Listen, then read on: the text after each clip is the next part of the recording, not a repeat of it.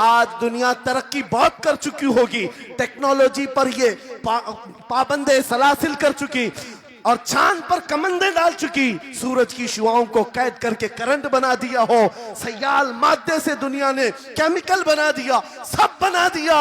लेकिन एक बात तय है, पूरे इंसान मिल जाएं, पूरे जिन्नात मिल जाएं, मेरा मौला फरमाता है फिर भी वो कुरान के मिसल नहीं ला सकते। बेशक बेशक, वाह, कुरान के मिसल नहीं ला सकते। ये मौजज़ा तुम्हारे पास है, ये मौजज़ा तुम्हारे पास है, दुनिया के पास ये दौलत नहीं। उठो वगरना हश्र ना होगा फिर कभी, दौड़ो के जमाना चाल अपनी चल गया मेरे अजीजों। और आप क्या समझते हैं कुरान में क्या नहीं है?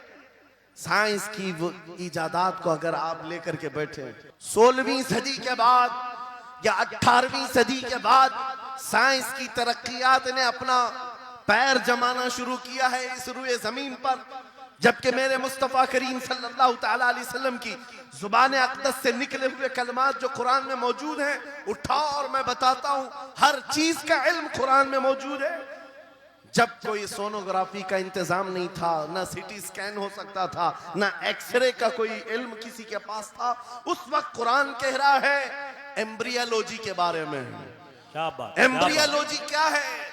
बच्चा पैदा होने की जो उसके नशो नुमा की जो मुद्दत होती है, किस तरह पेट में बच्चे की तख्लीक होती है, कुरान में मौला फरमाता है थुम्मा जअलनाहु नुतफतन फी क़रारिन मकीन थुम्मा खलक़ना नुतफत अलक़तन फ़खलक़ना अलक़त मुदग़तन फ़खलक़ना अलमुदग़त इज़ामन फ़कसौना अलइज़ाम लहमा थुम्मा अंशअनाहु ख़ल्क़न आख़र फ़तबारकल्लाहु अहसनुल ख़ालिक़ीन। मौला फरमाता है हमने नुतफे से अलका बनाया। नुतफा क्या है? स्पर्म का वो एक कतरा जो मर्द के जरिए से औरत के रहम में जाता है, उसके बच्चे की थैली में जाता है, एक नुतफा, एक बूंद, जिसको नुतफा कहा गया है। मौला फरमाता है हमने नुतफे से अलका बनाया। अलका किसको कहते हैं? साइंस में पढ़ने वाले अगर स्टूडेंट्स हो तो समझ जाएंगे। अगर कोई मेडिकल साइंस का कोई स्टूडेंट है तो उसे मालूम होना चाहिए एम्ब्रियोलॉजी में चिपचिपा हुआ च्युइंगम जो होता है उसको अलका कहते हैं अरबी में।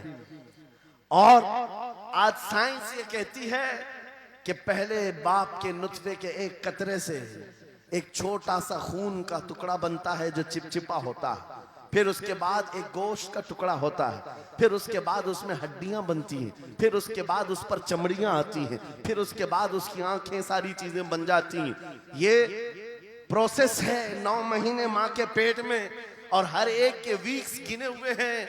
फर्स्ट वीक में क्या होता है, सेकंड वीक में क्या होता है, थर्ड वीक में क्या होता है, एम्ब्रियोलॉजी का पूरा इल्म है। साइंस आज 21वीं सदी में इस एम्ब्रियोलॉजी को तुम्हारे सामने ला रही है। अरबों के उस दौर की बात कर रहा हूं जहां लोगों को घर बनाने का इल्म नहीं था, और कुरान माँ के पेट में पैदा होने वाले बच्चे की तख्लीकात बयान कर रहा है। नारे तकबीर, नारे रिसालत, फैज़ाने कुरान मुक़द्दस, फैज़ाने शेखुल मशाइख, नारे तकबीर, नारे रिसालत। वाह वाह। मशहूर साइंसदान है फ्रैंक प्रेस नाम से, जिसने ये थ्योरी दुनिया को बताई कि अर्दियात जमीन के अंदर जो वसात हो रही है। और उसके बाद उसने कहा था, फ्रैंक प्रेस नाम का अंग्रेज मुअर्रिख और अंग्रेज साइंसदान है, कहता है जमीन जो है पानी के ऊपर है, और ऐसे ही पानी के ऊपर कोई चादर बिछा दी जाए तो कभी चादर इधर हो सकती है, कभी उधर हो सकती है। इस चादर को मजबूत रखने के लिए इस पर पहाड़ों का होना बहुत जरूरी है। ये 19वीं सदी में फ्रैंक प्रेस कह रहा है, और मेरा मौला कुरान में फरमाता है, अल्लाह ताला फरमाता है वल जिबाल औतादा, हमने पहाड़ों को मेख बना करके जमीन पर गाड़ा। क्या बात, वाह वाह, बेशक कि जमीन को हिलने नहीं देते पहाड़। अर्दियात का इल्म, एस्ट्रोनॉमी के बारे में, एस्ट्रोलॉजी के बारे में कुरान में मौजूद उलूम आप पढ़ो। जूलॉजी के बारे में, जानवरों के उलूम के बारे में कुरान में पढ़ो। रब ताला परिंदों के उन अशकाल के बारे में बयान फरमा रहा है, ये झुंड के झुंड जाते हैं, जमात की जमात होती हैं, चूंटियों के बारे में पूरी सूरह मौजूद है। इनके खाना तकसीम करने का तरीका क्या है, इनके एक दूसरे को पुकारने का तरीका क्या है, इनमें जब एक चूंटी मर जाती है तो उसको दफनाने का तरीका क्या है। ये कौन बयान कर रहा है? ये कुरान बयान कर रहा है, कुरान पाक बयान कर रहा है। जब तरक्कियात इस कदर आगे आ गई कि मशीनों के सहारे से आज जर्रे को देखा जाता है, परखा जाता है और फिर दुनिया को बताया जाता है ये हमारी तहकीक है, और कुरान उस जमाने में बयान कर रहा है। मेरे अजीजों, एक बात बताता हूं, 18वें पारे में सूरह नूर में एक आयत आई है, उस आयत के बारे में मैं बताता हूं बाद में। लेकिन 18वीं सदी में एक साइंसदान जो अमेरिका की सफर पर था, उसने अटलांटिक ओशियन में एक जगह ऐसी देखी जहां पर इतना अंधेरा है कि हाथ निकालो तो भी नजर नहीं आए, सूरज की रोशनी भी नहीं पड़ती। वापस आकर के उसने कहा मैंने एक ऐसी जगह दरियाफ्त की है जहां सूरज की रोशनी ही नहीं पड़ती और अपनी आंखों को कुछ नजर नहीं आता। अगर हाथ निकाल करके देखो, समंदर के बीचों बीच अटलांटिक ओशियन, ये कोई तालाब का नाम नहीं है। ये लंबा सफर तय करके कोई एक जगह को ढूंढ लिया एक साइंसदान और आकर के दुनिया को बता रहा है मैंने एक ऐसी जगह मालूम की जहां पर खूब अंधेरा होता है, हाथ भी नजर नहीं आता। जब वो आकर के बताता है, एक आलिम रब्बानी ने कुरान की आयत पढ़ी, मौला कुरान में फरमाता है इज़ा अखरजा यदहु लम यकद यराहा व मन लम यजअलिल्लाहु लहू नूरन फमा लहू मिन नूर। कुरान में अल्लाह फरमाता ज़ुलुमातुम बअदुहा फौक़ बअद। एक जगह हमने ऐसी बनाई है जहां अंधेरियों पर अंधेरियां हैं, जहां हाथ भी निकालोगे तो हाथ नजर नहीं आएगा। कुरान में 1400 साल पहले ये जब बात आई, उस साइंसदान को बताया गया, ये तो अल्लाह ने कुरान में बयान किया है। अब और ताज्जुब की बात क्या है, सुनो। वो आया साइंटिस्ट, कहा ये किसकी बयान की हुई किताब है? कहा मोहम्मद रसूलुल्लाह की, मक्का में पैदा हुए, मदीने में जिंदगी गुजारी, आखिर दिन की। उसने कहा मैं उनके बारे में जानना चाहता हूं, हो सकता है वो समंदरों के बहुत बड़े माहिर थे, वो समंदरी उलूम के बारे में बहुत कुछ जानते थे, उन्होंने जिंदगी का बहुत सारा हिस्सा समंदरों के सफर में गुजारा होगा। उस जमाने में उनको अटलांटिक ओशियन में मौजूद ये अंधेरा कैसे पता चला? ताज्जुब की बात है, हैरत की बात है। जब उस साइंसदान से कहा गया, ए अजीज, हकीकी बात तो यह है कि पूरी 63 साला जिंदगी में मेरे आका एक बार भी समंदर के पास नहीं गए, एक बार भी इत्तेफाक नहीं हुआ। तब वो कहता है जो बंदा कभी समंदर के सफर पर गया ही नहीं और वो अटलांटिक ओशियन में मौजूद अंधेरियों की बात करता है, तो फिर ये अपने पेट से नहीं, ये अल्लाह की बात कर रहा है। क्या बात, बेशक ये खालिक समंदर की बात कर रहा है, बेशक, जिसने वो अंधेरियां पैदा की। मेरे अजीजों, आपसे मेरा खिताब इसलिए है कि जो ज़ख़ीरे अल्लाह ताला ने हमारी किताब मुक़द्दस में रखे हैं, इसको हल करते करते लोगों के बाल सफेद हो गए और तुम तो अखलाक सीखने के लिए ऐसे लोगों के पास जाते हो जिनको पेशाब करने का तरीका नहीं मालूम। क्या बात, बेशक।